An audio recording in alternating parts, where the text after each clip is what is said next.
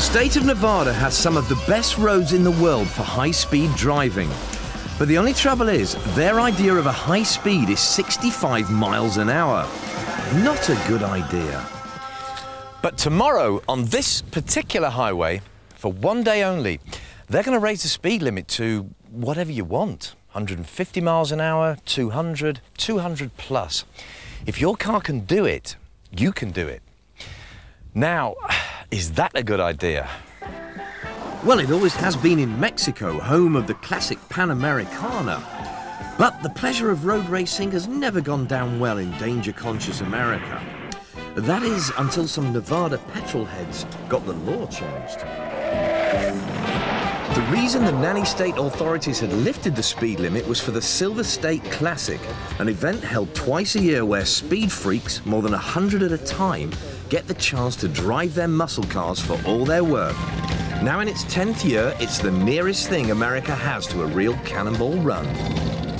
So it was a little bit lawless to a certain degree because we really didn't know what was going to happen. And there was 51 cars that found out in 3 weeks that there was a race, and they showed up. You had a couple of deaths in the early years, is that right? Yes, we had one in '89, unfortunately, and one in '92. The reason for those deaths was either tyre blowouts or complete loss of control at high speed. And that is understandable. After all, these racers aren't F1 engineers, they're just amateurs obsessed with that most brutal of motorsports, straight-line speed. The cars only have to last 90 miles, after which they don't care if a piston comes through the bonnet.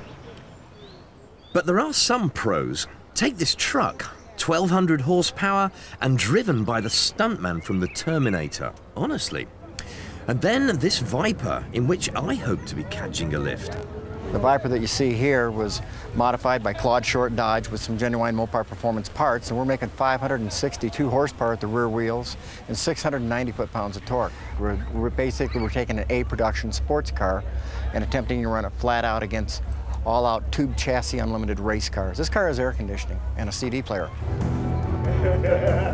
The night before a Grand Prix race, most professional drivers retire early to bed on a diet of pasta and Perrier.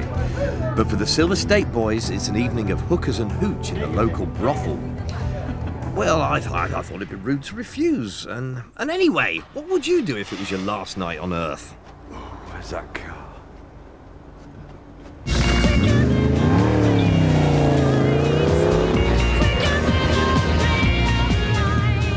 On Saturday morning, the race begins, and in order to keep the killer tyre blowout problem to a minimum, the cars are running categories fixed to their maximum speeds and set off at 2-minute intervals.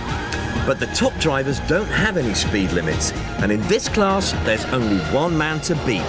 This guy, Kelly Sievers, who's won the Silver State more times than anyone in his 900 horsepower Corvette.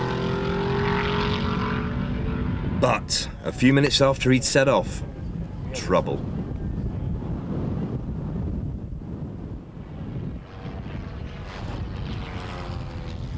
This was what was left of Kelly's car after a blowout at the rear.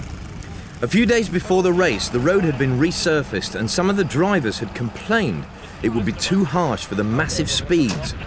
Blew a tire and, at 215 miles an hour, I tried to control it, and at just one point in time, you just couldn't control it. And next thing you know, you're going round and round, and I don't know why it caught on fire, but it did, and that's it. Sadly, the organisers had to put the brakes on us. The course was reduced to a paltry 4 miles, and on such a stretch, the best we could manage was 175. Still, I'm alive to tell the tale, and these guys will be back to do it all over again. Because if you come to Nevada, you know you've got to gamble.